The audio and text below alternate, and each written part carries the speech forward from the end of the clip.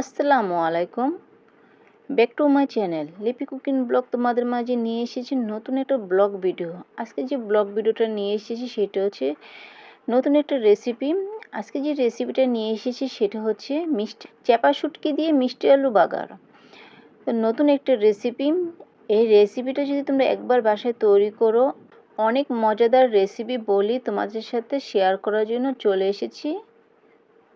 চলো তাহলে কথা না বাড়িয়ে কীভাবে রেসিপিটি তৈরি করেছি সব তোমাদের সাথে শেয়ার করি।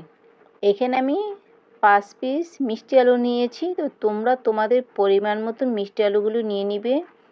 এই মিষ্টি আলুগুলো আমি অফ ক্যামেরায় বাকলগুলো পরিষ্কার করে মিষ্টি আলুগুলো আমি আমার মতন করে কুচি কুচি করে কেটে নিয়েছি। তোমরা তোমাদের মতন কুচি কুচি করে কেটে নিবে। এখন আমি যে এই রেসিপিটা তৈরি করব, চলো এক নজরে দেখে আসি কি কি অ্যাড করেছি। এখানে নিয়েছি আমি পেঁয়াজ কুচি পরিমাণ ছিল 1 কাপ।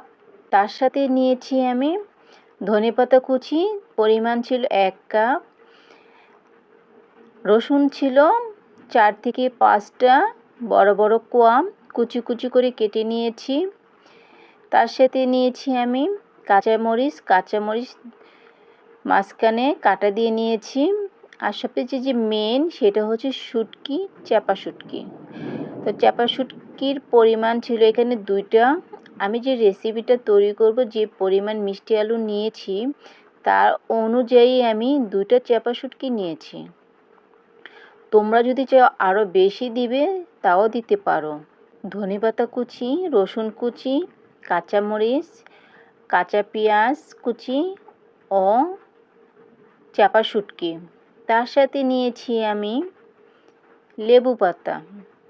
এই রেসিপি লেবু পাতা দিলে অনেক টেস্টি হয়। আর লেবু পাতা যে মাঝখানে ডাঁটা থাকে সেই ডাঁটাটা ফেলে দিতে হবে। তো চলো এখন আমি রান্না করি। চুলার মধ্যে আমি কড়াই দিয়েছি। কড়ার মধ্যে আমি পরিমাণ মতন তেল দিয়ে দিয়েছি। তেলটা যখন গরম হয়ে যাবে, আমি যে পেঁয়াজ কুচি কেটে রেখেছি সে পেঁয়াজ কুচি তেলের মধ্যে ছেড়ে দিব। তার সাথে দিয়ে দিব আমি রসুন কুচি ও পেঁয়াজ কুচি তেলের মধ্যে ভেজে নেব। দিয়ে দিব পরিমাণ মতন লবণ। এখন আমি খুন্তির সাহায্যে পেঁয়াজ কুচি ও রসুন কুচি নাড়াচাড়া দিব, যাতে পেঁয়াজ কুচি ও রসুন কুচি এক পাশ বেশি ভেজে না যায়, যাতে সুন্দরভাবে বাদামি কালার হয়ে যায়।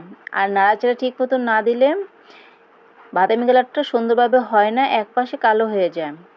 এখন পেঁয়াজ কুচি ও রসুন কুচি বাদামি কালার হয়ে গেছে।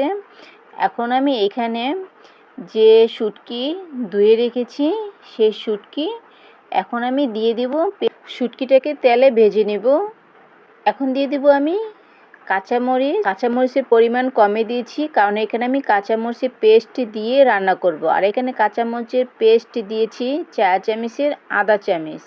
আমি কাঁচামরিচের পেস্ট তেলের মধ্যে ভেজে নিব। এখানে ইচ্ছে করলে তোমরা আদা রসুনের পেস্ট দিতে পারো। তো শুটকির মধ্যে আদা রসুনের পেস্ট না দিলে ভালো হয়। অনেকে শুটকির গ্রানটা নিতে পারে না বলে আদা রসুনের পেস্টটা দিয়ে দেয়। এখন আমি 4 চামচের 1 চামচ হলুদের গুঁড়ো দিয়ে দিব। ইচ্ছে করলে তোমরা এখানে কাঁচামরিচের পেস্টের পরিবর্তে লঙ্কার গুঁড়ো দিতে পারো। আমি যেহেতু কাঁচামরিচের পেস্ট দিয়ে সব রেসিপি তৈরি করি, তাই আমি কাঁচামরিচের পেস্ট দিয়েছি। আমি পরিমাণ মতন পানি অ্যাড করব, যাতে পেঁয়াজ রসুন ও যে মশলা অ্যাড করেছি কষানোর জন্য। নাড়াচাড়া দেওয়ার পর ঢাকনা দিয়ে ঢেকে দিব কষানোর জন্য। 5 মিনিট পর ঢাকনাটা উঠিয়ে নিব। কষানো হয়ে গেছে। এখন আমি খুন্তির সাহায্যে নাড়াচাড়া দিতেছি। যখনই বুঝবে তোমরা মশলার উপরে তেল বেশি উঠেছে, তখনই ভাববে কষানো হয়ে গেছে। আমি যে অফ ক্যামেরা মিষ্টি আলু কুচি কুচি করে কেটে রেখেছি, সেই মিষ্টি আলু কষানোর মধ্যে দিয়ে দিব। মিষ্টি আলু দেওয়ার পর এখন আমি নাড়াচাড়া দিব, যাতে মশলার সাথে মিষ্টি আলু মিক্স হয়ে যায়।